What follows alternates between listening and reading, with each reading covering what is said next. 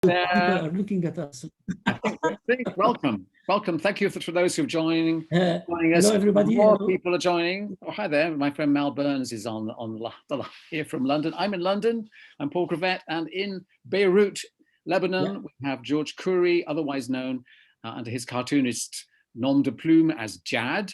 And George is going to be telling us a lot about his work, but also more broadly his knowledge of the history of comics in the Arab region, in various countries, not just in Lebanon, and also what's been happening, particularly since the Arab Spring of about 10, 15 years ago, the modern situation right now. Lots of interesting new artists emerging, new collectives, new outlooks, new prospects for comics in the region. Yeah.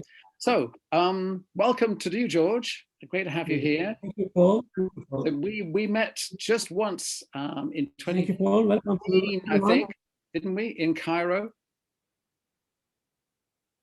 That was our first. Yeah, we met, of course. Yeah, of course. That's the first time we met in Cairo when you mesmerized the audience about all your lecture about manga. You are a manga freak, man. I know, but I'm a comics freak as well. Yeah. But your passion for manga at that time, it was like. I'm still very passionate about it. Yeah.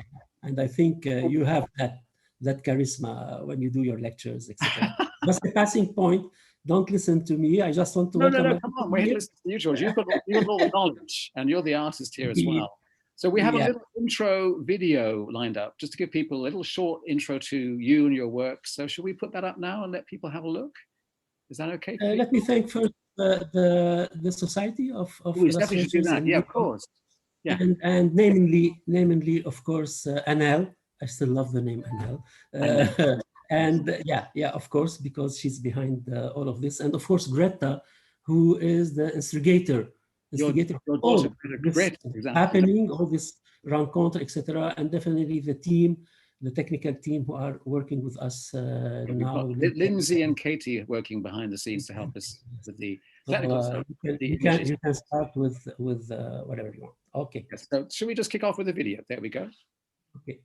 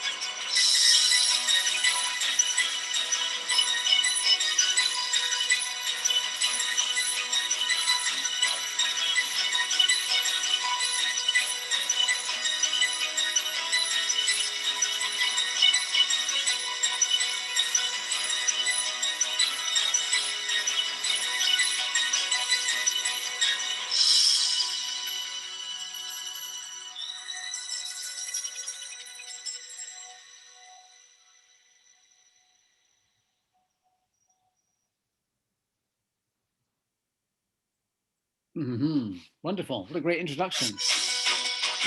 Yeah, thank you.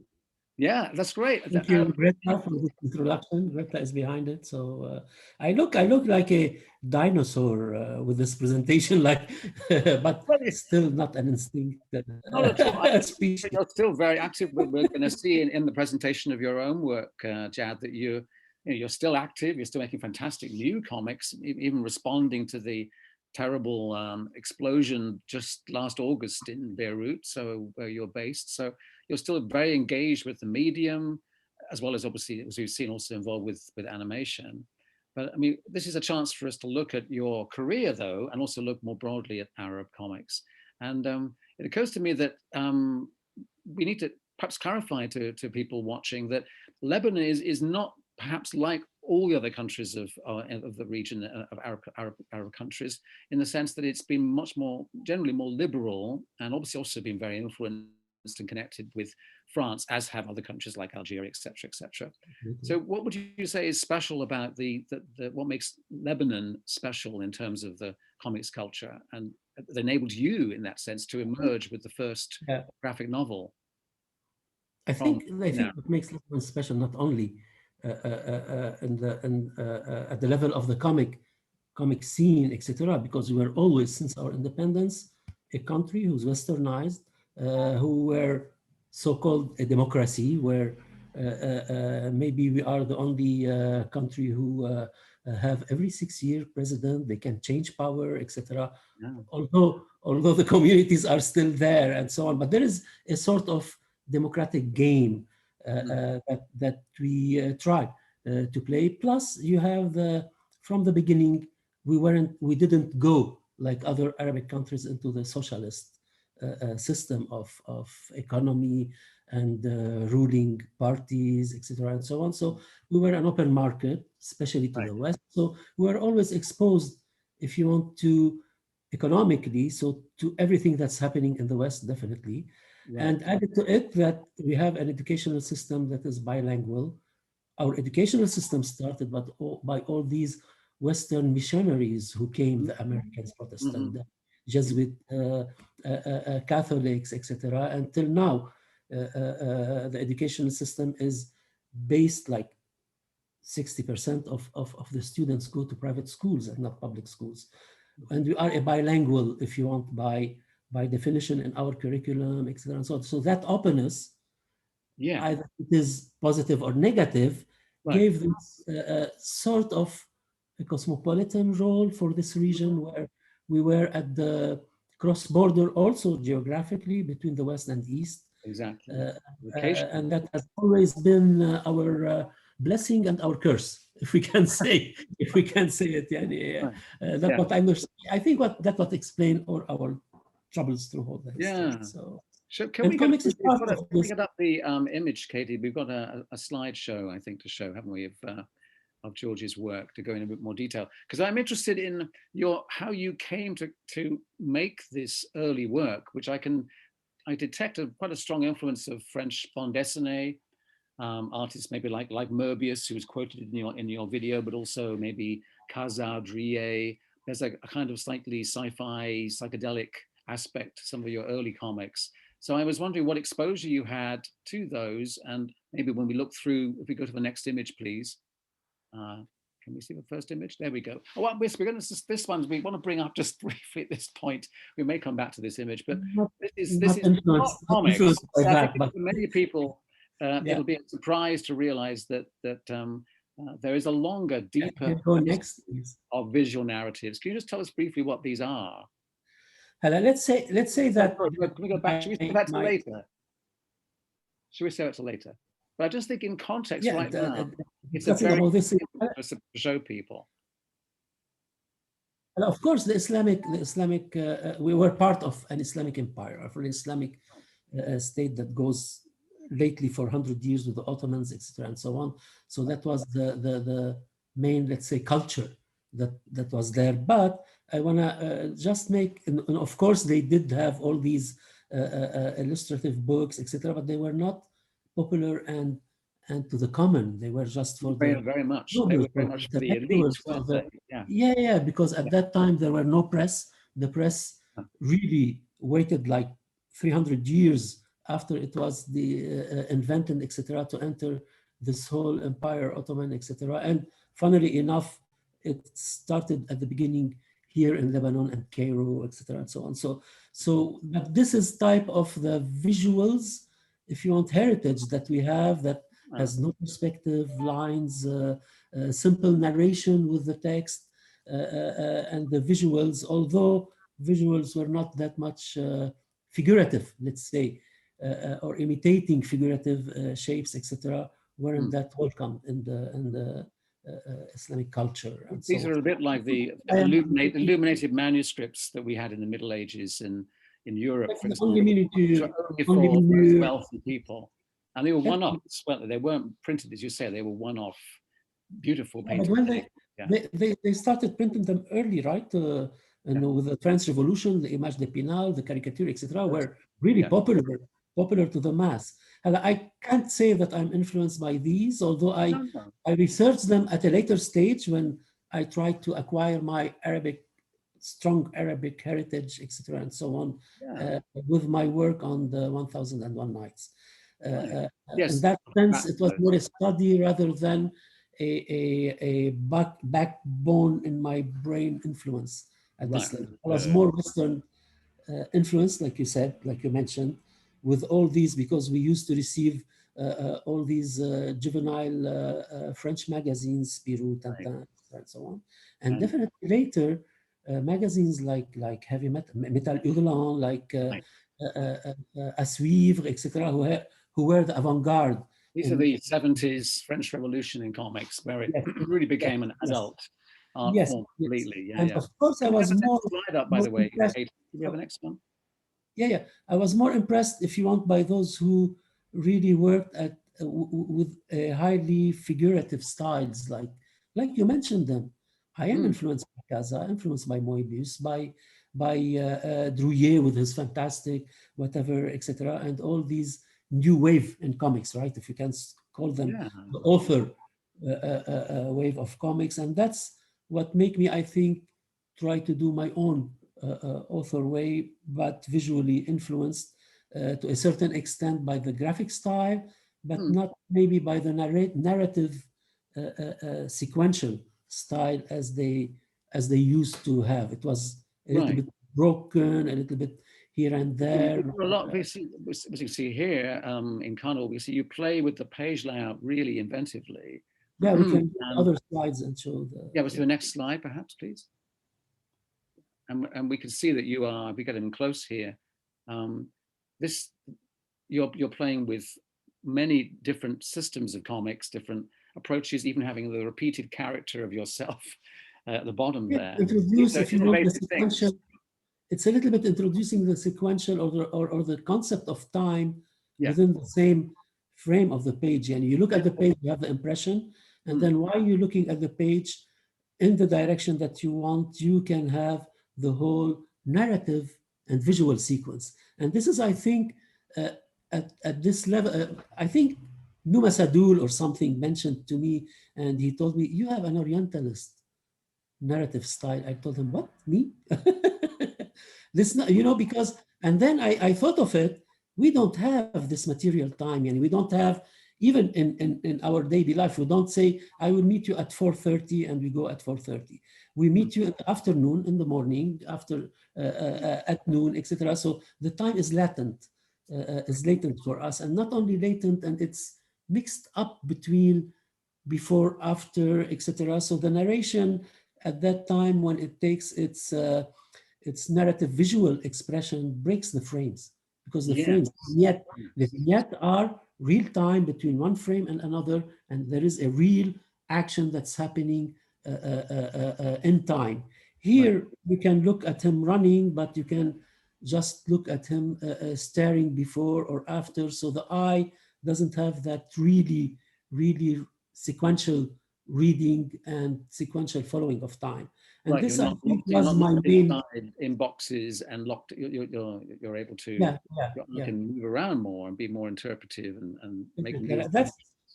That's like you said. The next slide. The next slide. Thank you. Just say next, and we'll come up. There we go. And again, you seem to like doing quite big, dramatic tableaus, collages. We can see an example here. Yes, to put, if you want the audience or the reader into the whole mood of it, and then he can go within the same page to the details of the whole mood that we have. And the frames are just to emphasize what I want to emphasize within the whole mess that is around, etc. And mind you, I think this can work if you want, and you have many Western artists who work that way. It doesn't work for novels, because novels need a narration, need sequential, need clear timeline, need whatever, etc. So this for impressions or for ideas or whatever, it works. And I'm not a novelist, unfortunately, and I cannot make a novel like it has a beginning and an end and the action crescendo, the character, the etc. and so on. That type of, if you want, Western novels or novels in itself, whatever it is, needs the strict material timing, the strict material thing. Right. When you talk about impressions and just reactions to things, it works. Yeah, definitely. It captures the spirit, your atmosphere you want to convey. Let's see the next one, please, Katie. Thank you. Here we go. And just give us a bit of context, because this carnival, of course, as we know, doesn't actually necessarily mean something joyful. It has the word carne, which is to do with flesh, isn't it? I mean, it's to do with the grotesque and sometimes the scary side of life, the carnivale. And so what was can you tell people just briefly the themes and the influences that drove you to make Carnaval, this breakthrough work by you? Yeah, the idea behind it is a little bit like we were living in a euphoria of culturally, socially, as a liberal society, whatever, etc. and so on. It was like a carnival. Everything, we can do everything. Everything is allowed, from bars to pubs to I don't know, whatever you want to call it. It's really, Beirut was like a carnival, but it was hiding, if you want, all the problems and social problems that are not covered, etc. And these problems, of course, were expressed more and more violently, and that's why the carnival that we were thought and we were living turned into the carnage of the Civil War. And that's why in my thing, that carnival that is happy, etc., every now and then there is some morbid scene that jumps in every page or something, to the point, if we can move the next slide, please. Yes. Slide, please. Thank you. It moves to the scenes of killings, the scenes of, and it ends. Here you're drawing. What was it like? Was it like drawing a page where you're killing yourself?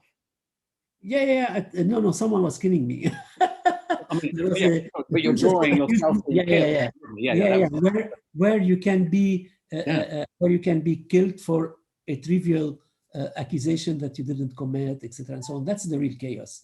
And the carnival, I don't know, in Rio you have this beautiful carnival, etc. You have on the side few violence or criminology that happens, etc.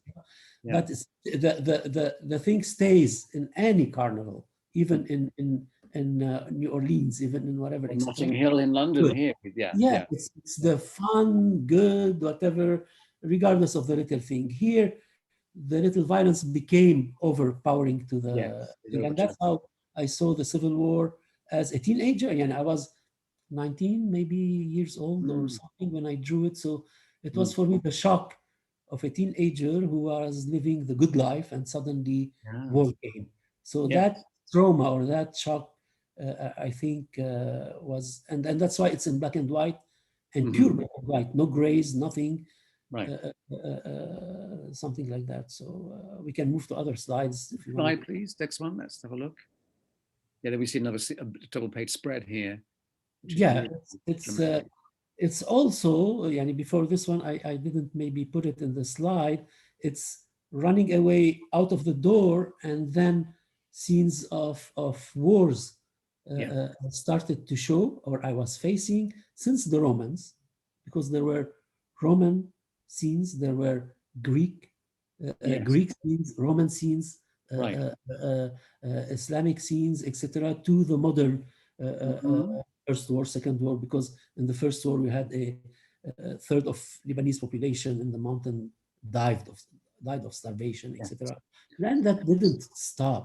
We were always historically living a continuous either civil war or war imposed on us or invaded by whoever wanted to pass through us Mhm. going to the east or through the east going to the west. So we're As the you were path. saying, I think we were discussing that this is one of the strengths of Lebanon is this kind of at the crossroads between east and west, but also it's one of the problems Yeah, with the yeah, yeah, country yeah. is One that of the it's problems and one of been the swept in so many different historical tragedies. Yeah. yeah, that's for sure. And of course, at the end, there's this tiredness and where he, okay, I give up. And no, it was too much, I think, for a young guy like me to see all this or to realize, if you want, and to be aware that, Mm. oh my God, that's where I'm living. That's my and the war in itself, I think, shaped who I am as a human person, as an artist. I don't think Mm. without the war I would have been maybe an artist, not a comic artist, maybe whatever, a different person with different Mm. mentalities or less tolerant, less open than, because the war teach you also to Yeah. be humane, right? To Yeah. be more attached to life because Mm. it's death and you resist death with life till now, till the recent revolution that we have since Yeah. 17 October. Or our aim is, or our slogan, or our inner, if you want, desire is we want to live and we Hmm. want to live a decent, normal life. Yes. That's what, unfortunately, I will struggling with it. Mm. Let's see the next slide, and then And just explain to me that we're looking at this this that's graphic novel Carnival is actually one that appeared in French, and it appeared in published in yes. Lebanon. Is that correct? It was in French. It was in Lebanon Yeah. in the 80s. Okay. It's a gallery who published it, Galerie Rencontre, Right. French, Yeah. because there's no, at that time, there is no, till now, I think there is no professional publisher for comics, No, etc. no. So So it was you in had to be French, because published in it was France. my Yeah. my Yeah. main my main, if you want, language that I can use at ease, because I lived in a house where we talk with my mom French more than Arabic. She's Ah. half Greek, half Lebanese. He's from Ah. Lebanese, from Greek origin, who her parents lived the genocide, etc. So there is a whole, and of course went to French schools, and so it was, and the influence, of course, of the French comics. Yeah. It's huge across the region, isn't it? I mean, obviously, Yeah, yeah, yeah, yeah. We were under French mandate. yes. I mean, I was in Algiers for Yeah. FIBDA, and again, you just see French comics influence everywhere there.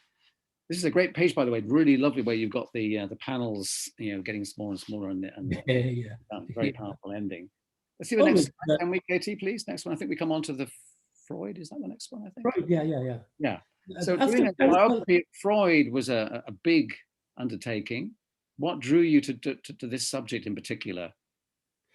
let's say first of all, I decided at that time to go into only and exclusively Arabic comics. No, Right, and that's if a you want big, big to do step. Yeah. comics in your area, you dream of an Arabic movement of adult comics, whatever, etc. So it should be in Arabic, because the Arabic country, most of their speaking language is Arabic, and if there is any second language, it's the mixed up between English, French, Spanish, whatever, etc. So Mhm. for Mhm. me, it was like I think also a political decision, because Freud Mm. itself, because I did it with a psychologist, amazing guy called Ralph Rizallah, Oh yeah. who is not only who is also an intellectual, Mhm. and I think if he was an artist, he would have done many comics. Wow. So it's this collaboration with him Mm. at this level that we decided to make specific scenes of the life of Freud Mm. as not only the father of psychoanalysis, whatever, but as a person who belongs to minority. And Mm, that's what's the interest for us, I think, mm, because at that time, uh, uh, the issue of minority in the Civil War was really an issue. I belong to a minority, mm, Christian minority, and for me there are some not similarities, but how a minority can overcome their situation as a minority or not. mm. And Freud didn't, by the way. No. He started since the beginning. He was traumatized by his father always. Yani that's the scene where they hit the father because he walks on the sidewalk. He should walk in the street because he's a lesser as a Mm, Jew. Uh, mm, uh, uh, Whenever he was young, living at his grandmother, whenever he heard the bells of the church, he used to run to his mother. Hey, the Pope is dead. The Pope is dead. Whatever. So he had the thing that followed him through all his life, even yeah. to I think to a point where he recognized at one point in his letters that when the one of the convention, I think the first or second, whatever, of the psycho international psychoanalysis whatever was done in Rome, he wrote, and now like Annibal, I conquered the Catholic Church. So that background, Wow. regardless of his science as a scientist, Yeah. recognized, respectful, etc., there was this humane side, I think, Yes. related to his childhood, to his upbringing as a Mm, Jew. He ran out from the Nazis. mm, All these things. He admitted that another Catholic will be the head of the convention, not him, because it will mm, be better for the expansion. You know, all these things, as I think, were the things that I was interested in. Of course, mm. it was banned in all the Arabic countries. Well, yeah. I mean, that's the question. How available was it? Was available only in Lebanon. Then was Only in that? Lebanon, only in Lebanon, because And in the Arabic countries, first yeah. talking about a Jew, whatever is not something, talking about someone who work on sexuality also, and it's Of clear course, that's another in taboo. my Yeah. yeah, of course, and it shows in the comics, etc. Mm, So there are the religious taboo, there is the also the sexual taboo, etc. That mm, made mm. it unpublished or not Right, distributed, right, right. like all of the other work that I did anyway. But you're wanting to you want to develop the adult comics form in the face of a culture which believes comics are mostly really just for kids and they are just juvenile and for the subliterate perhaps. Let's go to the Mhm. next image, but that's very beautiful work as well. So this is more pages from the Freud, which are again tremendously Yeah, and yeah, really, that's when he really great. always used to run. What's it like dealing? I mean, writing, using the writing, collaborating, okay, but using Arabic text in a comics page. How is that?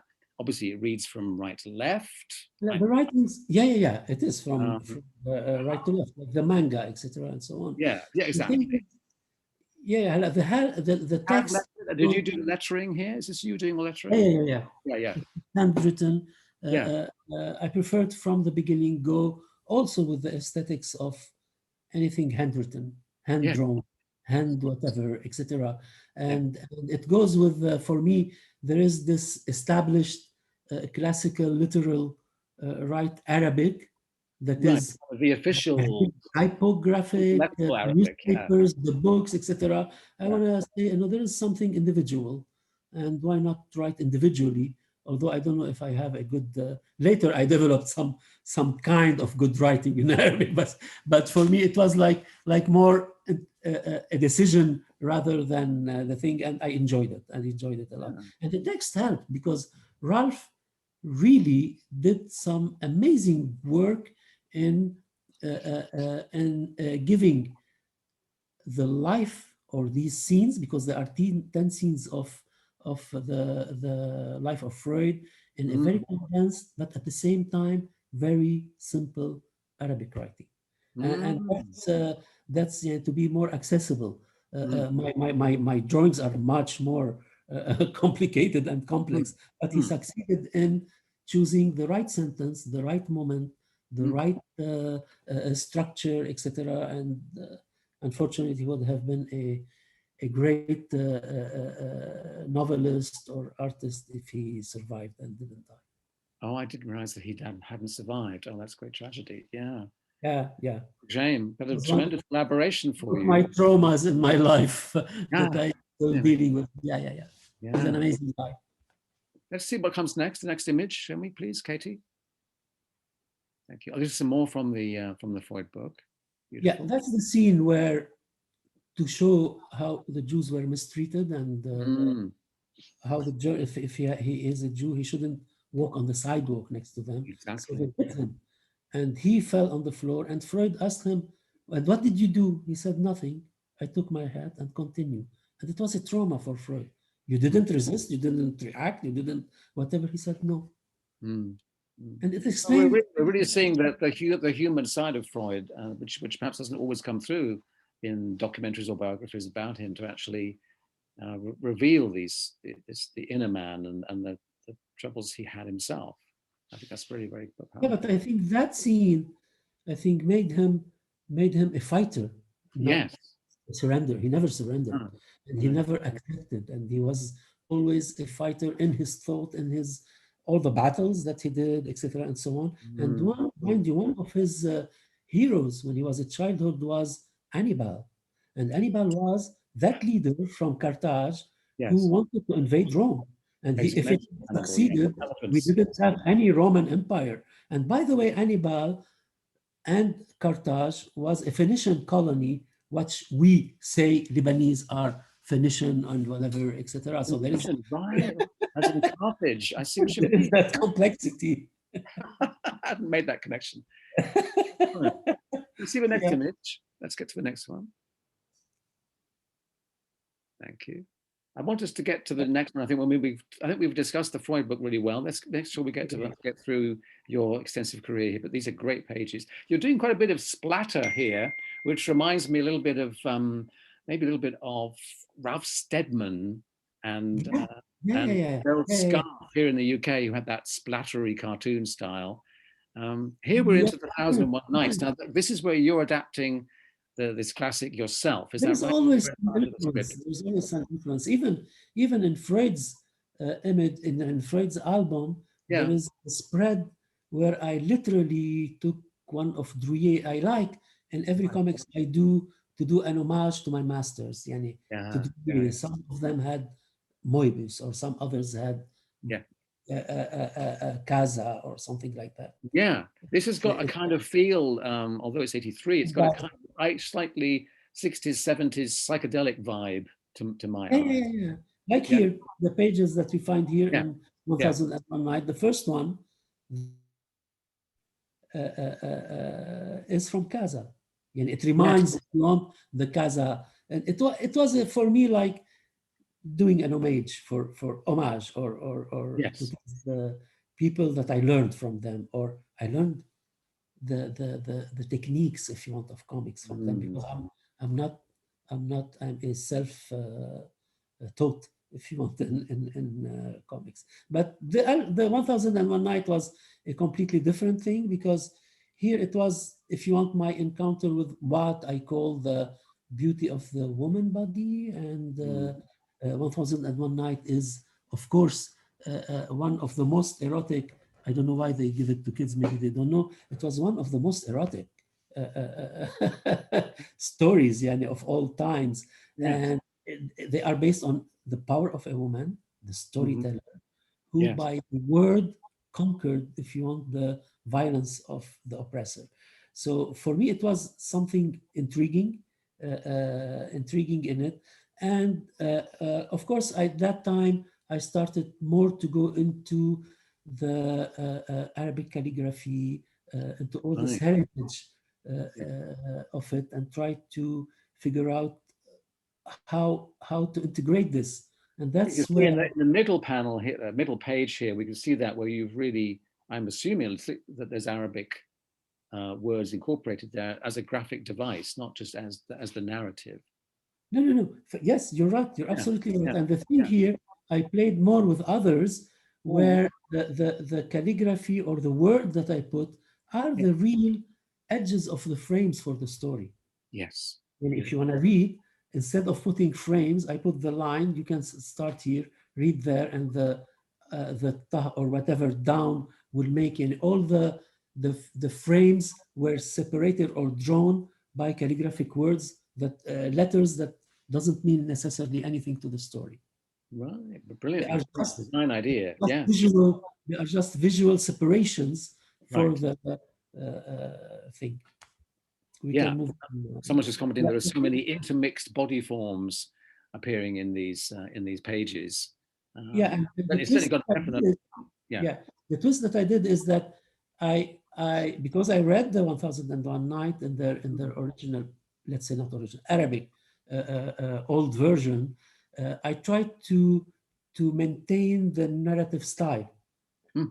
That's one thing, and also because I was living in war, so all the stories here are stories from the war. Yeah. They are Right. not really the stories of 1001 Night.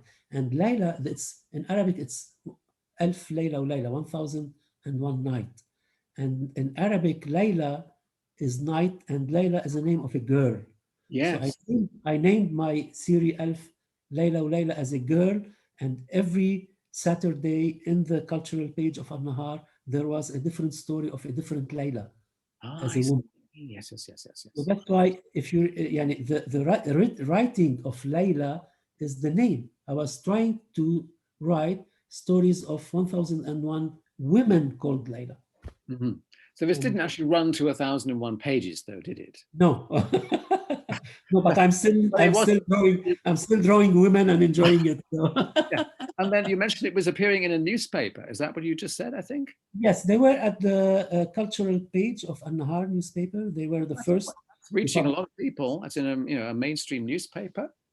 Yeah, it was the first mainstream newspaper, but again, it was that page was banned in the Arabic countries. Yani, Oh, these that newspaper, who was one of the major newspapers spread distributed in the Arab world, the yeah. cultural page at that time was teared and not allowed to enter. And I really, really, till now, I admire the administration and the head of the cultural page, a poet, Shawqi Abu Sha'ra, who insisted, no, we'll keep it and let them tear it. They can tear it up, For but me, we're going it to was keep like, it. yeah. And for me, it was like, that's Yeah. a hero. It He was was available. my It hero. was available in Lebanon at least, because that was a more Yeah, yeah, target. yeah, yeah. Yeah, Yeah, yeah. but elsewhere Yeah. not. Across the If you region. go to the archives of the newspaper, you can Yeah, find them. they're not there. How interesting. Next Yeah. image, please, Katie. Thank you. And we have some more So from this. these This are looks spectacular. other forms and other Yeah, stories that and are. such original and striking layouts. I mean, really, really tremendous. Yeah, beautiful Yeah, work. I used to enjoy it. I used to enjoy it a lot. How many pages did this run to altogether? How long is this graphic novel? Uh, in fact, they are each one is a story that Yeah, ends yeah. in Each is itself. a separate. I think around 60 or Okay, 70 pages of them stories. you've got I, 961 to do then, haven't you? Still.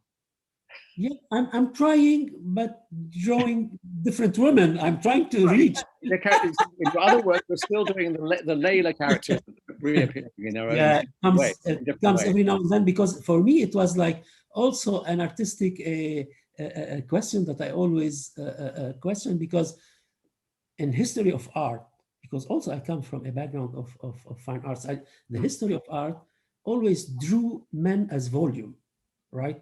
The gods, the superheroes, the whatever, etc. So you can know them, the Mm. muscles. But during the whole history of art, the Mm. woman was never drawn the same. And it was also based on lines more than on forms, on volumes. And for me, Mm. it was so intriguing. And I said, seriously, can't you create, for example, a model for a woman? It always changed at every historic, artistic, if you want, movement. Mm. The shape of woman changed, but the man stayed the same. Still idealized and heroic and muscular. Maybe because you are unidimensional and they are more. They are more. Somebody's just messaged here. This is Scott Robinson asking if you use models. I was wondering. I have spotted, I think, on the bottom right here, Vampirella. I can mention Vampirella. Yeah. No. You use live models? Did you draw from live models? Excuse me to talk over you. Did you have live models? I do have live models, but I also either get inspired from my head and also sometimes just to, I repeat, make a tribute to what I'm influenced by. Of course, recently, after that, it stopped. But at that time, in the 80s, I was young. I was in my 20s, etc. I was so impressed by these people. And for me, it was like a student who is giving a tribute to his master, etc. Exactly. I prefer Vampirella as one of the, of course, very, till now they draw it, right? Vampirella is still living till now with different artists, etc. and so on. But definitely I was impressed more by the drawings rather by the vampire. The story's maybe not quite so good as the drawing. I think you're right with Vampirella. Can we have the next image up? Let's see. Are we still with it with 1001? I can't remember now. Next image. Yep. Oh, here we go. So this is another project of yours, Scheherazade, which of course means Scheherazade is part of the 1001 thing. She's the woman, isn't she, that's telling the stories. Yeah, this is the actual story. I illustrated the actual introduction of her story. The story of Scheherazade and Shahriyar. And I had a real model, a gorgeous model. She's a Lebanese German called Nirvana. And her name also is inspirational. So I did a lot of sketches, etc. and so on. And I tried here where I started to, if you want, implement the calligraphy as part of the narration. And it is, I think, my only literal Arabic classical language that I used. And I worked it with big dimension, like I think it was 1 meter by 70 each planche. It was crayons. Some collage. If you see the top window, etc. It's a real collage that I put. In other pages, I put real feather of a peacock, etc. So it was very experimental, but at the main time, I wanted to get that old feel of beauty, because she was a beautiful woman.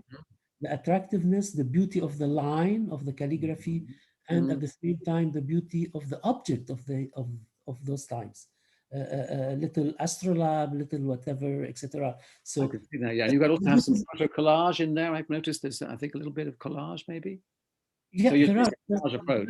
I put some, and this is what the Museum of Angoulême acquired. They acquired the series. So that's why I have a low resolution picture of a slide, not the original. And the last time I went to in 2 years when we met this exhibit about the Arabic comics. Angoulême. We should just mention to people that don't know that Angoulême is a major comics festival in France, which sadly hasn't happened this year, but it's been going for 40-something years now, and it's it was 2018. Enormously important meeting place. It's the Frankfurt, it's the Cannes, it's the ultimate, it's the Mecca of comics. It really is, isn't it? It's like we will maybe talk later. You have 3 epicenters of comics. Japan, Europe, and the States, etc., and so on. But unfortunately, I begged them to let me see the originals. I want to see them again, etc. They promised me, but they didn't have the time. I didn't have the time to follow up. Maybe I should go specifically to take a... Yeah, they're looking after them. You must go back. What I want to just add is, I just like the way you've got this kind of fluid, almost transparent overlapping effect here. The very light outlines on the panels. And this makes me think, it may not be an influence on you, but it reminds me of shoujo manga from the 70s onwards, which introduced this kind of very fluid, evocative, and supple approach to the layout, where feelings and emotions are prioritized over sequence or action. emotion Yeah. is the strongest thing that you convey here. And And lovely. at that time, I wasn't into manga or. No, I'm not suggesting you were. I'm just seeing a No, no, parallel. no. What There's I'm a, saying is yeah, true because yeah, after all, we belong to the same Oriental, if you want, mood yeah, yeah. or immaterialistic, whatever, etc. But my work here also took, maybe in that sense, I joined some of these Asiatic, the word, the paper itself Yes, yes. meant to me. Working on the texture on the paper to make it Mm, another paper as I receive it was also a joyful experience. yeah. What makes all these How things. many pages is this story, George? It's eight spreads, yeah, like 8 16 threads. Okay. And then what was it? How was it published? not published. It's not published. Oh, No, I no, no, see. no. It was for they acquired, Angoulême acquired it. Yeah. And for me, it was like they have the exclusivity for everything. I was young. I was so happy. Hey, hey, hey. Yeah, yeah. So I didn't care I'm about the contract. museum. But I don't think if I will ask them, they will say no. I don't think so. I'm sure they- But Okay, so next image, can we see the next one, please, Katie? Thank you. I'm aware that we're now. This will surprise people, I think, because one of the things that impresses me all the time with your work, George, is that you are very versatile and you are able to shift your style and register and approach to comics from one project to the next to make it suit whatever that project needs. And here, of course, we've got a much more satirical, humorous cartoon approach, which you're taking to Abu Shanab, who became quite a popular sort of everyman spokesperson character, didn't he, through your strips? yeah, he went more, if you want, mainstream than the others. Yeah. Tell something. One thing, it's that 1001 Night, Freud, they went along with Abu Shanab at the same time, and I had always the two sides of me. 83 too, yeah. Someone who is looking for or asking artistic questions, asking big questions, etc. And the street guy, because I was living the war, I was part of it, not only living it, who is taking the direct reaction to what's happening, and a satirical, if you want, approach to it, because I have these two sides, maybe because it is also related to my journalistic background. But Yeah, by the way, here, but you've got people are watching it, looking at this. You can see the characters have got sheep's heads. Does that mean that they are sheep-like, as in docile? Yeah, Right. I always dislike the the masses who follow without asking, etc. and so Don't on. question And at the same authority. time, yeah, and there is also my always quest of experimenting in art, yani from black and white. It was, by the way, with 1000 Night and Abu Shanab later that I wanted to discover the colors Yes. and to deal with the colors, because and this one of the if you want, the period of Abu Shanab where I started also drawing colors, and also they are big panels, yani like 1 by 70 meters, because I used to like the écoline, drawing the character with the écoline, but at the same time trying to preserve a certain realism to the environment, the wall. And of course, the walls are always messy wars, shots, etc., and so on. It's so, and of course, because I perfected the character, I think more. I went from the classical way of drawing, right? You draw in black and white, big, you take it to the printer, they make a blueprint, and they make the black film. You color on a paper, they put the proof. Yeah, the classical, traditional. Tintin Yeah, Asterix, the French approach, essentially. yeah. So here I went from. They're doing color direct, as they call it, direct color onto the page. Yeah. It was for me like enjoying the painting of it, although I'm a bad painter, and I can't. So Abu Shanab, that was, where was that appearing? That was in a cartoon magazine, or the 80s, also in An-Nahar. It used to be in An-Nahar newspaper. in the newspaper? In An-Nahar, then it moves to a cultural magazine called Maqasid, etc. So it was here and there, Abu Shanab, as a character. And by the way, it's the typical Beiruti, because the old Beiruti used to wear all this gambaz, like pajama with a tarbouche, They have mustaches. And I have pictures of my grandfather, Lebanese grandfather, who looks like me. These were if you want, the naive street guys who were sometimes wiser than all these intellectuals, etc. And that for me was the trigger for Abu Shana, taking that traditional old who doesn't exist person, Beiruti person, and put him in the situation of war. Right. What would he see action? Clearly, yeah, and What would comment. his action, yeah, or something like that. So we can on. Very good. Let's see the next image, please. Next one. Here she is, some more examples. So they're two-page stories, are they? Is that right? Yes. Yeah, they were two-page. They have a nice spread to work in to build up. Like guides. Yeah. Sorry. They were published in. These were published in the cultural magazine. That's why they are in colors. The first one were in black and white. Let's see the next one, if you don't mind. We're running a little bit tight on time, and I want to make sure. Let's go. Yeah. But these are great, and this is surprising because you've got a bit of realism pouring in there too. Okay, next one up. We're looking at your story of Beirut, my Beirut. From Beirut. So this is, from Beirut. This is if you want the outcome of the collective, the first collective that I did after a workshop, etc. And we created a collective of 6 artists, and we did this album, which is it is the first graphic novel for me, where each one narrated his experience in Beirut of the war, but not of the war as a war, but of a love of the city that we lived in. And that's why we called it From Beirut.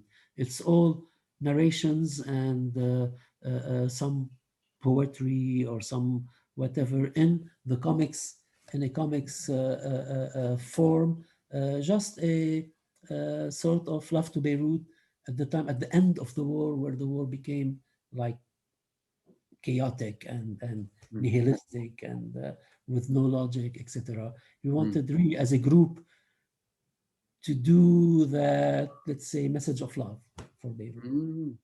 So really the title is almost Love from Beirut in a way.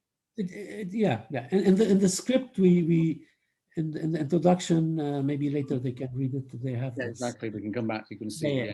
Yeah. So each one did like 6 or 7 spreads, etc. So can we see what? There are another image. I think I don't want to come up. Let's just see the next image. We can see something from that.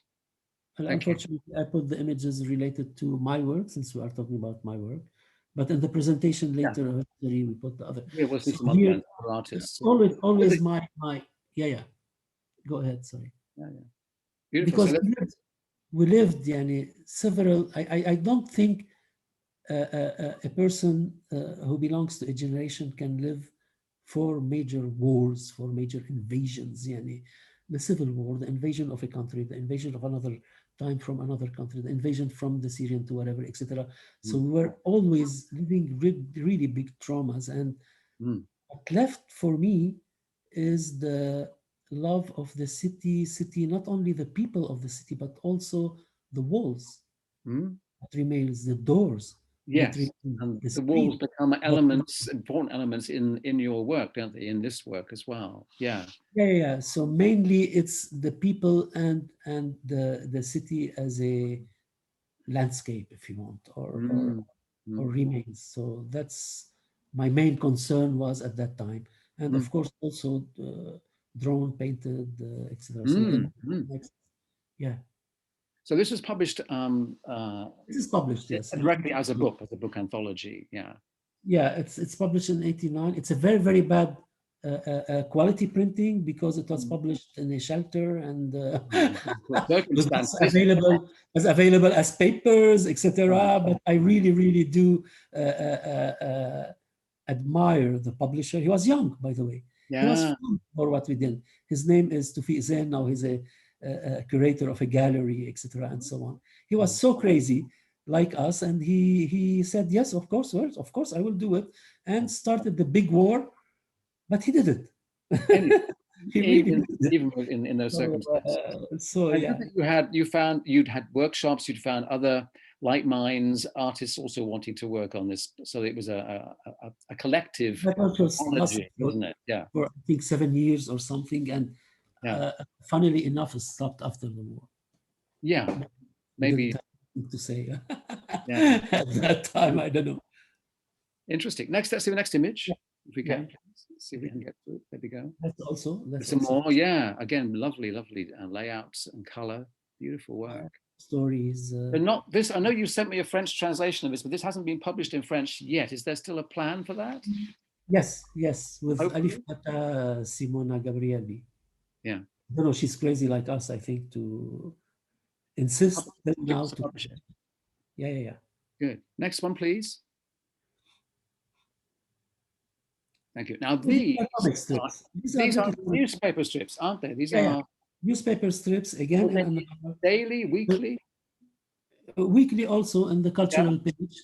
After 15 years of stopping publishing, etc., I went back just because yes, it's 2010 now. That's quite a big jump. Yeah. The lady there said, "I want your work." I said yes. Good. She doesn't know why she asked me. I doesn't know why I accepted. So, but it was a good. Maybe I was under her charm. I fell under her charm. But what I'm saying is, in these, they are very based, if you want, on a satirical, humoristic critique on the intellectual class. It's mainly like that. It started like that. It continued like that, about themes like the feminist, the conceptual art, about whatever, etc. Until the Arab Revolution started. And then, of course, you can't not do a reaction to it. I started, of course, gearing toward that. And at one point, I saw it going so crazy, I stopped. Stopped publishing. And An-Nahar, what does that title mean, George? An-Nahar, the day. The day, le jour. The day. So responding to the moment. The logo is a rooster, the cocorico. It's a very known newspaper. I see what you mean. Right. One of the mainstream. Until now, they kept their professionalism. But your strip didn't have a name. It was just a strip every week on a different topic. On a different topic, yes, it's Jal. Right. And you're being very inventive with the format. Obviously, this is reading right to left, but the panels, the overlapping, you're doing some great innovative stuff, even within the daily strip format. Yeah, it's always a research to read a new way, or else I will be bored and not doing it. Because it can be quite a confining format, the daily strip. There's no challenge. Yeah, if there is no challenge. Well, oh, tremendous. Okay, next up, please. It's always related to me as a personal expression. Exactly. Here we come to the Syrian war, and that was another trauma, because we have more than 1 million Syrian refugees here in Lebanon, and for me they are really the most forgotten or neglected by the international community. Neglected, yes, exactly, yes. It started with this, where there is Pieta that everybody knows. Yeah, the Pieta, of course, yes. And it struck me that picture in one of the newspapers, and I took it, and that Pieta, that woman who had her kid, right, her son, was tortured and he was killed, right? And on her face, there is not a single emotion, not a single drop of tear. And that man, he's a he, who has his kid also, son, tortured and dead, but all, if you want, the pain of the word show on his face. Yes. But still, Pieta is visited from all over the world. Millions of people visit her to worship her. And this guy, nobody even gave him sympathy. For me, it was like a little shocking analogy between them. Maybe people still now, or religion is becoming more worshiping stones and sculptures of stones, and not really human beings. Human beings are lost in that. Yes, exactly. Yeah. Very. And there are others also from the Syrian series, Syrian war series. So the next. did you do several of these Yeah. stories? Right, exactly. And how are these published? Sorry, I could be asking to understand. They were appearing in a newspaper, or No. These are not publishing. they're not being No, published? not published. At one point, I decided not to continue publishing. Right.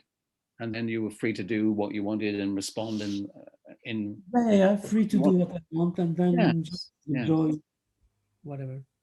It's a long story. Right. Oh, good. Yeah. And the next image, see the next one, please. There we go. Also, because by the way, yes, just to mention to viewers that if you can come back, obviously, if you want to stop this, and you can. There is text written underneath. We've got some of the Arabic has been translated here very kindly by George, so that you can read the context here. What you're dealing with here also, of course, is you're using photo reference very definitely. These are real people. These are real people. Yeah. These are real people that passed in the news or in magazines or whatever, like illustrative situation, etc. And I wanted to read them and try to understand, like this guy, why is he looking like this? Why is he that messy? What is behind his thoughts? And the text is, I lived a war, and I know what war is. I'm not a Syrian, but I know what these eyes are hiding, what these lips want to say, and he knows who messed his hair and put the dust on his face. But I think that when you, means the whole world, will know about that, it will be too late. Yeah. Because you might turn into a terrorist, or you might turn into a war, etc. Well, this is deep trauma on a child, basically, isn't it? That going through this, and very possibly very seriously damaging psychologically. And these people, unfortunately, you can meet them in the streets of Lebanon, in the refugee camps, etc. They are numbers, and for me, I hate when people turn into numbers and not into names. That's why every one of them has a name. Abu Samir, this guy is Saeed, and the other one is Sulaima. I gave them name, sometimes not the real name. I don't know why, but you've given, you've humanized them, individualized them through this. Yes. Yeah, tremendous. Can we see the next image, please? Also, right, another. We can read the text later. Text is at the bottom there, so people can read that for later on. Let's get to the next image, please. I want to get to the next one, please. Yeah, and again, very powerful portraits. These are portraits of people that I consider heroes. They are intellectuals, singers, whatever, etc., who defied, if you want, the status quo, who made a change, who did really did something to me and to their society. Either Jumana Haddad or Hamid Sinno or the side or Anas. So these are people that I consider, for me, and because I know them personally, and they are a series, a whole series of them. Every one of them I wrote about, drew about one of them, just of these landmarks. I consider them that landmarks of, in my life. Maybe for the people, I don't know. And do you ever take do these people ever sit for you to be drawn, or are you always working from found photographs? Do you some I take photo shoots, some without knowing. They don't know that I'm drawing them, without knowing, because there's always a text related to them. Yes. And each text is related to what I think about them, etc., and so on. So sometimes, most of the time, they are surprised about their he did that, or something like that. Are you able to exhibit? Are these online, or do you put them into galleries? I put some of them on Facebook, on my page on Facebook. So good. Yeah. And the next one, please. I think we come to the news story. That's that. Next, please. Okay, right. Yeah, and this is one about Aleppo. Yeah, and Bataclan. Bataclan, and right. The one thing about that, it was that for me in Bataclan and Aleppo, these are two worlds that are so separate that they will never get together. They will never reach a common ground. We need to go to the previous slide. I think we've jumped on the slide here, George. There we go. Yeah. This is the one we're The talking war, about. the war in Aleppo and the terrorist attack in Bataclan. And Right. it started from that. Here, at least this spread, it's the same, how strange when the same sentence can mean different things to different people. Mm-hmm.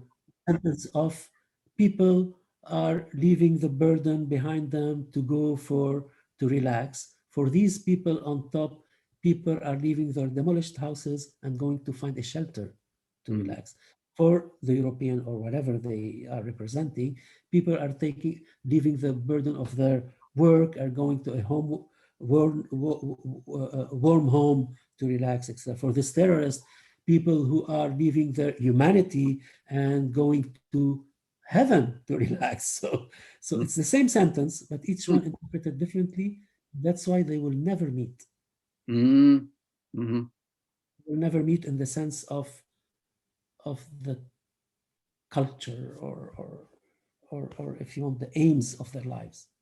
Right. It summarizes it. And you're using the crossing out in red and then the reinstating of, and the alternative meaning. Same sentence, and each one he means by the sentence. Yeah, very cleverly done. Let's get to the last story in the most recent story you've done. I really want people to see this. So next, please. Now, I want to jump this one, if you don't mind, because we're a bit tight on time here. So if we just get to I'd like to get to the most recent story. Maybe not this one. These are related to the This October. one here, actually, yeah, this is one people have heard of the terrible explosion that happened last August in Beirut, killing many people. And you explained to me that this is a story you've just chosen one victim. Did you know you didn't know this victim, even though he has your surname, because it's a fairly common surname. I wonder for a moment if it was a family name. He has my Elias Khoury happens to be the same surname. Yeah. Yeah. How did you choose it? Why did you choose his story? It's my brother's name, and his age is my son's age. Yes. And he's a student, and suddenly he didn't exist because of this blast. And for me, I was not only because of him, that blast took us really beyond all what we lived in, even in the Civil War. So much you've been through already, yeah. The trauma that went into the hearts of everyone. And I think at that point, when we decided not to be counted as number, to be counted as individuals, as names, as people who have names, we have ages, we have a social life, we have whatever, etc., that you took from us, and you will never forget. And one of the beautiful, if you want, movement that one of the comics collectives, the newest one, did, Z's Collective, is they asked all the artists, comics artists, each artist to draw a flower dedicated to a name of these people who died. They were more than 100 people. And they are posting it on Instagram, etc. I found it the most intuitive, the most touching thing that, and proves to me again that comics is a living art. Comics is an art who feels the pulse of the street, the pulse of the people, regardless of this entertainment, whatever, etc., that we go through sometimes. But I think they are the most affected, and that's why they are the most reacting creatively. And this is chapeau to Z's Collective, yani, who absolutely hats off to them. The last to come in the collectives of Arabic. Yeah. Let's see the rest of it. So we have a sequence of this that shows the story. So next, please. That's the title graphic, of course. And here you can read this perhaps, but I can't read all the text. But it's definitely your voice, isn't it, George? Here, as you say, he was my son's age. He had his smile, and the dream of his generation. We see the explosion. We see the young Elias. The birds have been scattered. Can we see the next spread, please? Thank you. This is the point, I think, is it obviously struck home to you very much that it could so easily have been your own family member. It could have been someone, and you've also made. I can feel him like his. I felt him like my son. And by the way, my son used to sit next to the window all the time, on his bed, on his phone, etc. And that window was shattered. And maybe if he was there, he would have been one of these victims. And you have hundreds of stories like that. Yes. So it was for me really affected by it. You know, a person that for a stupid reason doesn't exist anymore. Yeah, and all that. And All people that. should be accountable. Yeah, yeah. And we have another image to go because I think it's 4 Yeah. pages. Let's see the 4th page. Yeah, and of Next course I page. do always this There we go. analogies with the biblical story of Elias, Yes. right? That saint who prophet who came whatever and went up with the horses, a chariot to heaven. He was the only saint who didn't die and go up. So and here I made the, if you want, the analogies that Elias didn't resemble the mighty prophet. He didn't wave a fierce sword or rise to heaven on a chariot of fire. Elias was an ordinary boy who ceased to exist. Yeah. Yeah. Yeah. On that black day, because we have to mention that day, the 4th of August, like many others, in an apocalyptic vision, it was apocalyptic. Yes. It was the fourth explosion of that, if you want, expenditure scale. Yeah. Yeah. Yeah. It was unbelievable. Yes, exactly. And this is appearing in America, I see, in LA, and in this Al Markaz online magazine. What is that? Yes, yes. What is Al Markaz? What is that? A magazine? It's a magazine, cultural magazine that works as a bridge, like between the Arabic countries and the West, based in LA, etc. They stopped because of difficult financing, so they turned online. So now you can find it online. They had writing, famous poetry, famous thinkers, etc., and so on. And they saw the work and they asked us if they want to publish it. So I published one. Dina did publish the other. Tremendous, tremendous. Well, that's reaching a global audience through the internet. It's very good for your work. Now, I'm just questioning now, we've covered your work, I think, here. And I'm so glad we have been able to, because I think everyone's going to be blown away, literally, by the scale and the ambition of what you've been doing, and for so long, that you've been since the 80s so active. My question now is, we've got another presentation which looks more at the history and the recent developments, and so I need to just check that should we just carry on? I've just, if Katie can switch over to the other presentation, we can touch on that. I'm just aware that we are stretching our time limit, but I was told by Lindsay that we could go on a bit longer, but I think we may have to look at doing this slightly quicker to get through all the slides, but I'm hoping we can do that because it's some fascinating stuff, and it puts your work into a broader context. We can go to the next slide straight away because we've discussed these miniatures, I think, already. So next slide, please. And I'm going to be saying next quite a bit. But let's just give us some context for each of these slides, because people don't know where your comics and the modern comics in the region have come from. And there were much earlier examples from a century ago now, more than a century ago, like these. Yeah, 1880. Yeah, so late 19th century, yeah.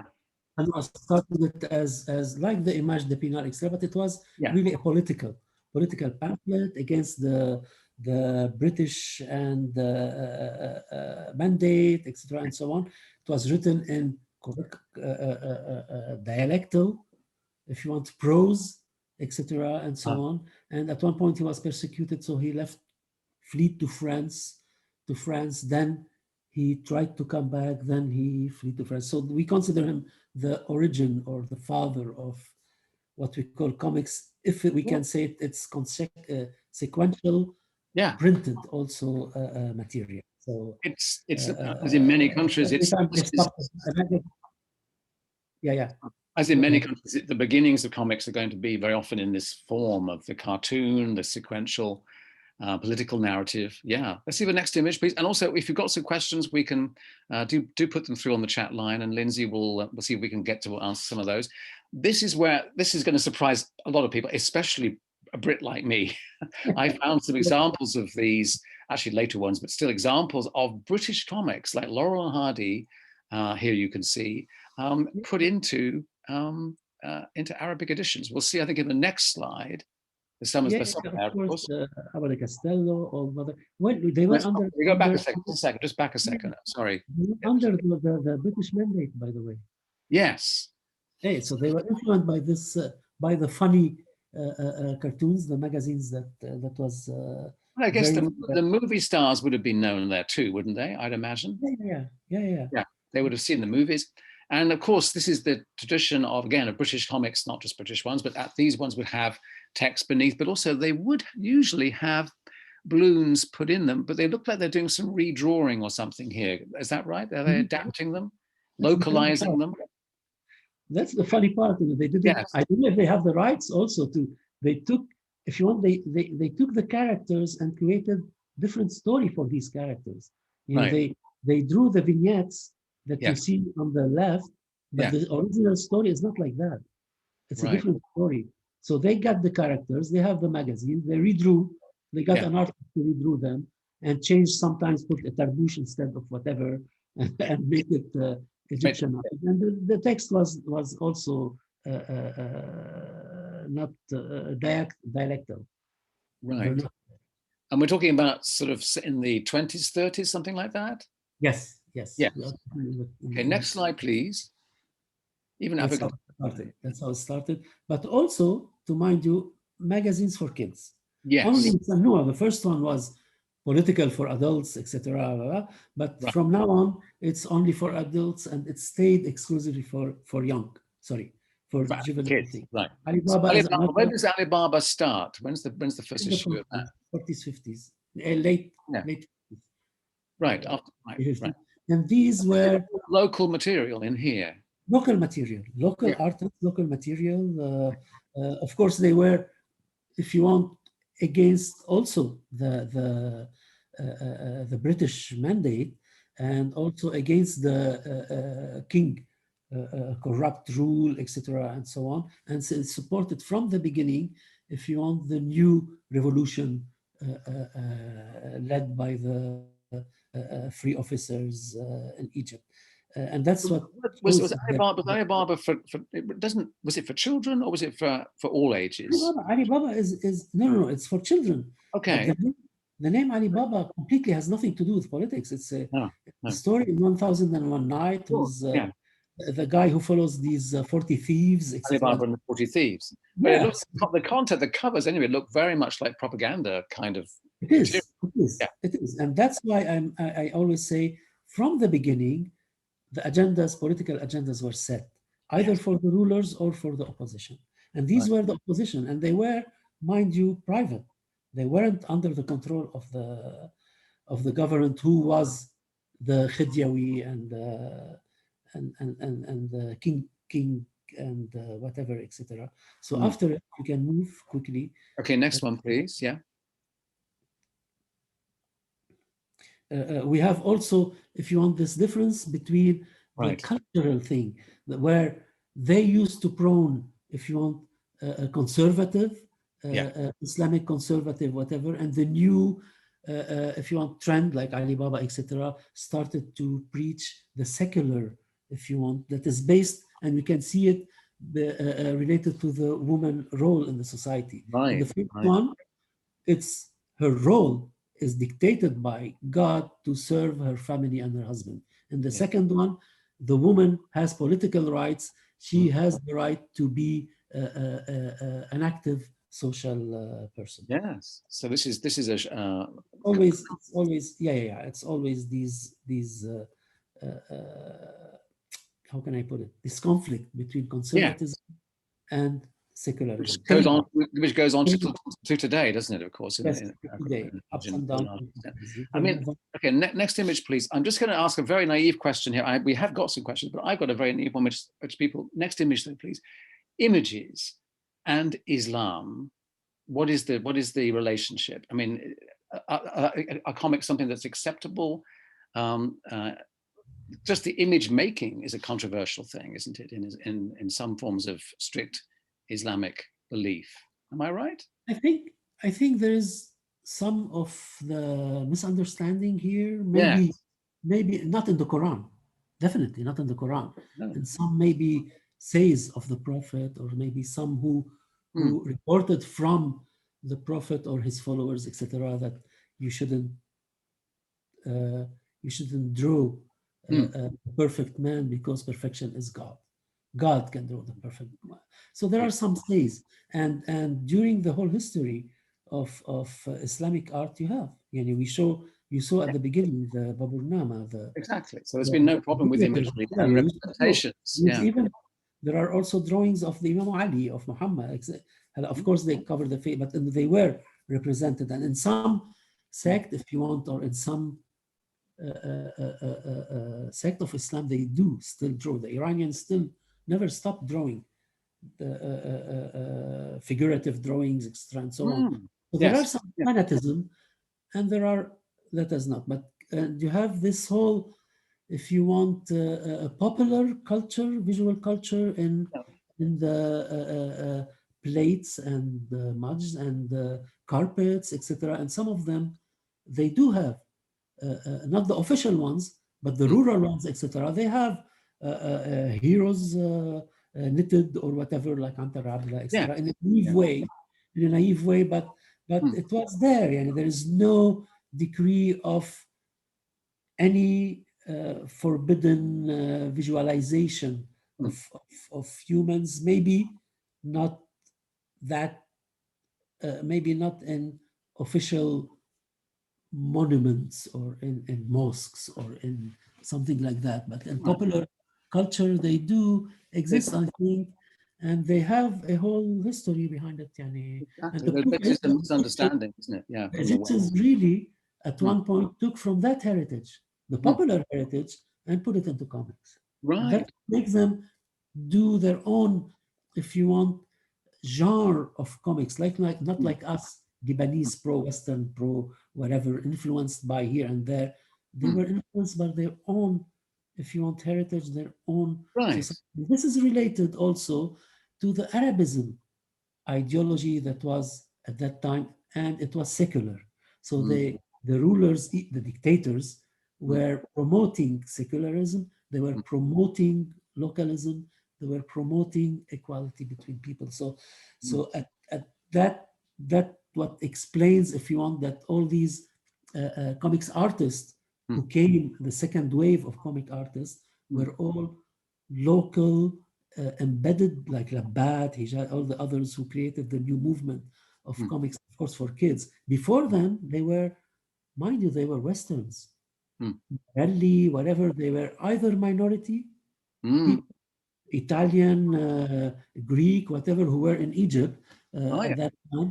Mm. So that's why you have all these, this Western school, if you want, of drawing, etc., because they were like that, either minorities or Westerners.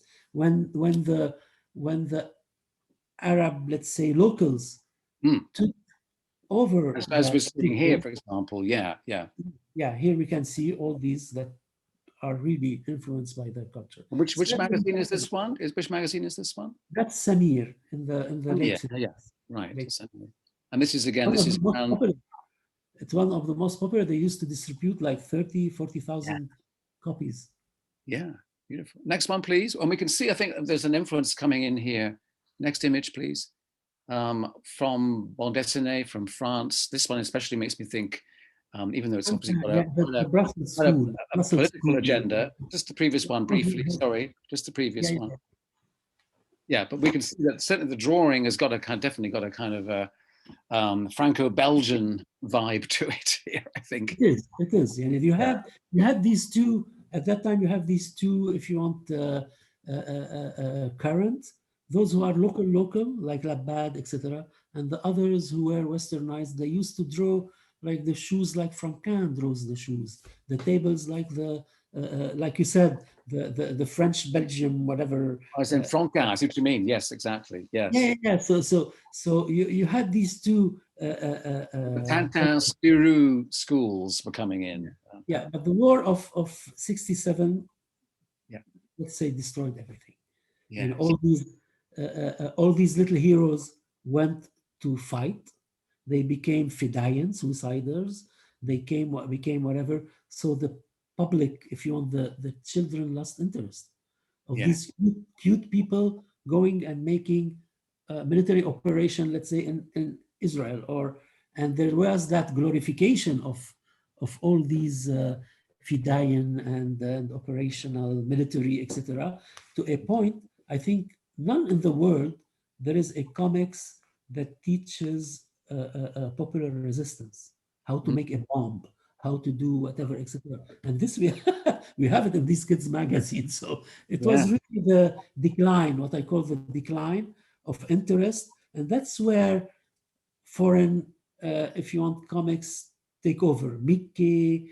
Let's see the next image. I think the next image shows that a little bit, doesn't it? I think next image. Yeah, because clearly, or the one after this is where we have yes, Nasser in Egypt.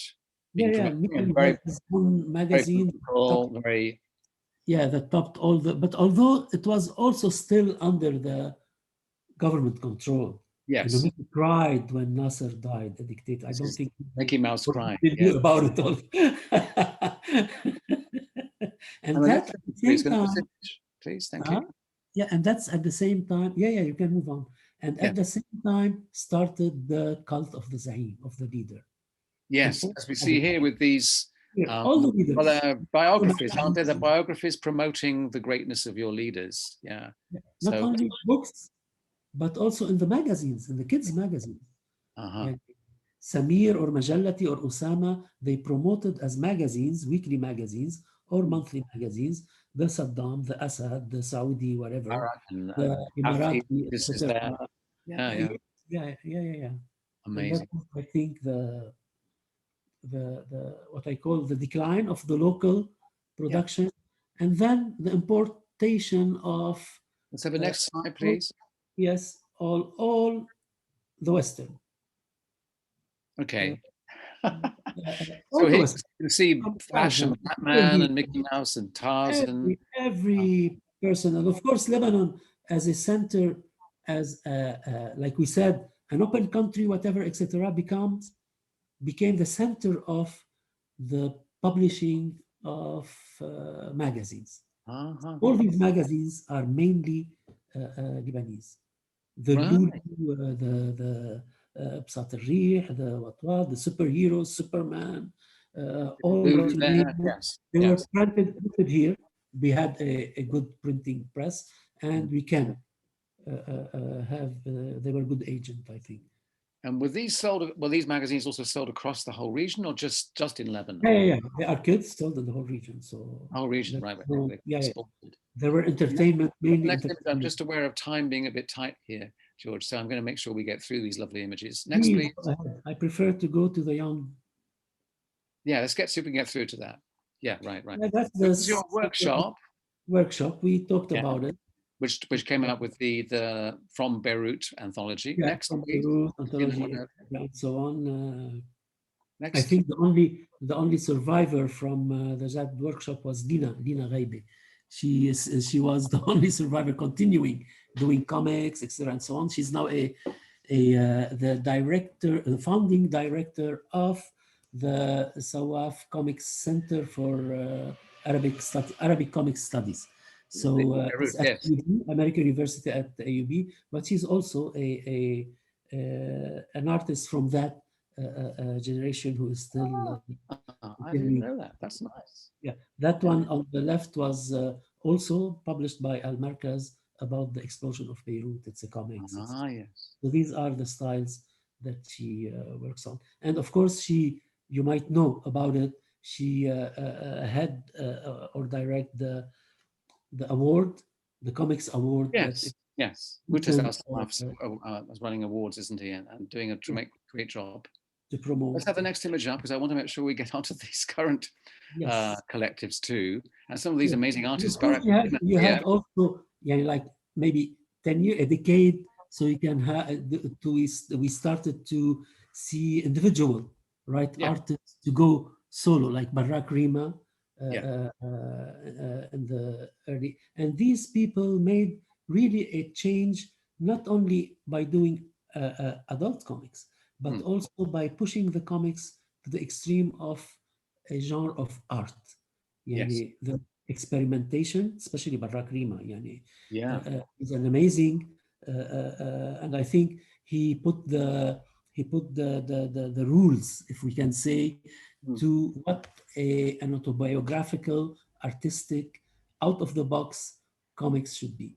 Mm. He's still publishing till now, and Mm. I think he's a landmark at this level. Of course, like him, if we can move, we have Excellent. the most prominent, I think, comic artist nowadays, Mazen Kerbaj, who Yes. is, he went satirical, completely satirical, completely. Yes. If you want to talk about the profile of a comics artist who breathes, speaks, eats, drinks comics, it's Mazen Kerbaj. So he's as a character, as a human being, and also as the quantity of production that he does. And he really, this is the guy that he was in Cairo, I think, when we were in Cairo. Is that he's right? everywhere. He's everywhere. Cairo, And in Angoulême, isn't he ambidextrous? yeah. Which explains why he can draw so much. I mean, he did an ambidextrous drawing for him, which I was. He's incredible. Incredible talent. Yeah. He's very, very strong. He's the character. He's very. Yeah, he's been published by Fantagraphics in English, by the way, hasn't he? Yeah, and he does like a blog with illustrations and comics, etc. during the invasion of 2006 that is published in English, and the preface was by Joe Sacco. Yeah, he's a real force. No, he's very prolific and still very abundant, and very, if you want, unlike the others, very engaged socially, politically, and artistically. Okay. And the next one, please. Okay. Of course, now we talk about Samandal, because the whole movement, the new movement, is based on collective. The first collective, these young artists who gathered together to create a magazine so they can publish, because no one will publish for them. So they created this innovative idea of creating an NGO, non-governmental organization, which means they get some funding, of course. First, they can get some funding, and second, they can publish, not a publishing house. So for them, they find this, and they gathered around them all these new talents, first in Lebanon, then in the Arab world.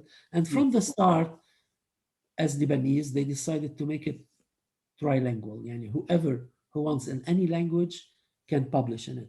And they wanted it also a bridge between the Western culture of comics and the local culture, but avant-garde one, experimental, alternative comics. And they succeeded. Yani they were really the first to, if you want, put the seeds of the comics collective in the Arab world. And of course, after that, also made, I mean, Samandal also, maybe even before, I remember coming across Actors Tragicus from Israel, was another pioneering collective. I think with Rutu Modan and others were doing something a little bit, but that was only Israeli. Whereas Samandal was always looking outwards, and also, and I found copies of Samandal in Goerge Comics in London, probably only, and then someone had managed to get them there. So I thought that was. I don't think to be honest, I don't think they are related in any sense to the Israeli or no. I think maybe you're right there. Influence, not whatever, etc. I think Samandal feels like it was influenced by Lapin and l'Association, the big collective of in France. You know, the association, l'Association. There's some flavor of that, I think. Yeah, but they have more, if you want, the influence of the Anglo-Saxon underground experimental Dutchman. Most of them are Anglo-Saxon.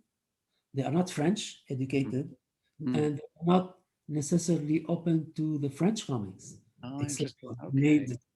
So they know a lot about American comics. They know a lot of British comics, but not necessarily about European comics. Few like that. So that formula of having a magazine / anthology / many experimental artists was collective approach. Yes, yeah, I can see it from that influence rather than from European. I see. Interesting. But And they Samandal, of course, we should explain means salamander, which is something that can yeah, that because changes color. and the subtitle is stories from here and there, comics from here and there. Yeah, Because very they nice. have many, they have many foreign, Well, Western. they've done tremendously well, and they've gone on to win the big award in Angoulême a few years ago, and As the last year, and last year I think. maybe 2 years ago, I think. Yeah. Years ago, yes, they won the prize of alternative comics. Alternative Comics Prize. Next image, please, Katie. Thank you. And of course, we must talk about Mahdi al-Shafi from Egypt. Mahdi Shafi was the father of the adult comics in Egypt, if we can call it like that. He did his Metro comics which is available in English. I'm pretty sure it's in English editions out there. In English and German, I think also. Yeah, maybe Italian too. I think. Yeah. In German. This is released under Mubarak's regime and got in trouble. Under Mubarak's regime, he was sent to trial, etc. And he had a little bit tough time. But Majid is a tough guy. Magdi, no, he's a very talented guy, and he's an activist, and at the same time, he's behind. He and Shennawi, etc., behind the Cairo comics. There are three people who are, I think, till now the dynamics of the comics in Egypt, and Magdi Shafi.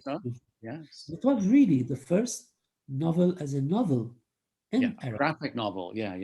It's not a collective. It's not Mazen Kirbash thing. It's not whatever. It's a novel, real story. So I can say that Magdi is the first comic novel artist who opened, if you want, or not only opened, who burst the bubble of all these young artists in Egypt who wanted to do something. Shafi came here to tell them, yes, you can do it. You might be tried, yes, but you can make it. And I think in that sense, as a role model, he has a major role that he played. I agree. Yes, it was great.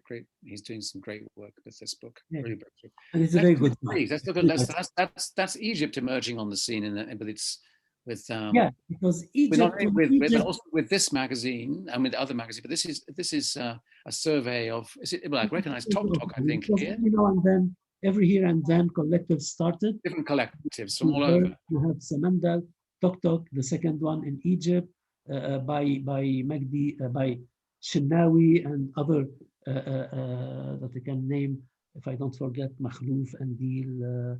I don't know. I've got a copy of one here. This is Skefkef from Morocco. Morocco.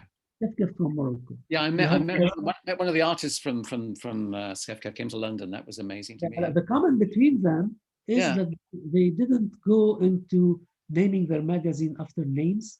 Samir, Tahta, Sindibad, whatever. No, for example, popular.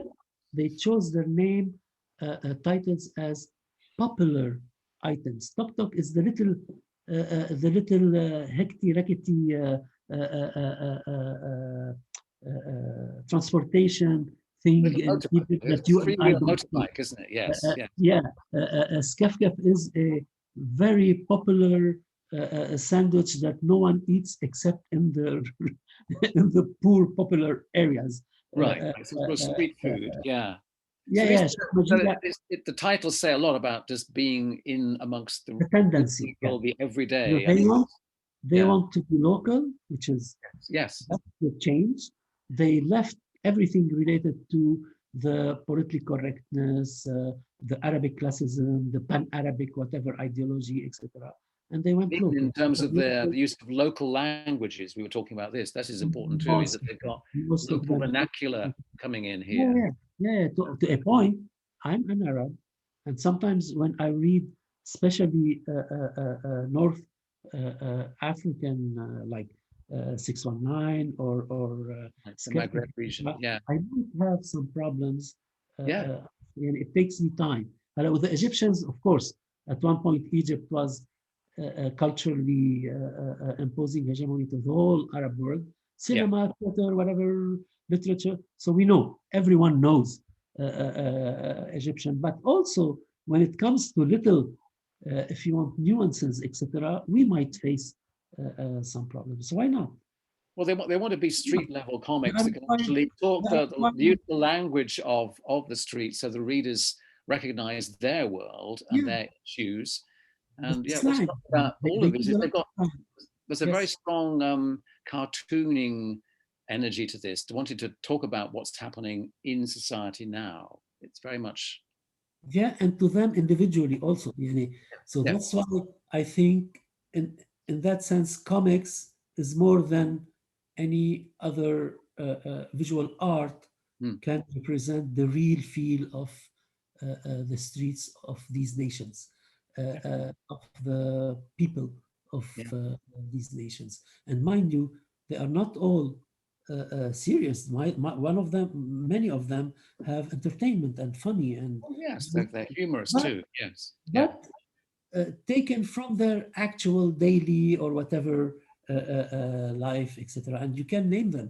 In Egypt in itself, they have like 200 something artists, comics artists, and I'm talking about the new ones. I'm not mm. talking about the old. Yani. In my study that I did, yani, they have 252 artists. I guess many of them must be publishing online, of course, to get their work Uh, out these days. But Less online. In magazine, they have 8 and magazines or magazines too, 3 right? or 4 magazines. They are. If you want the, there is a saying, when Egypt wakes up, the whole Arab world would wake up. So I think that's what they did. Also this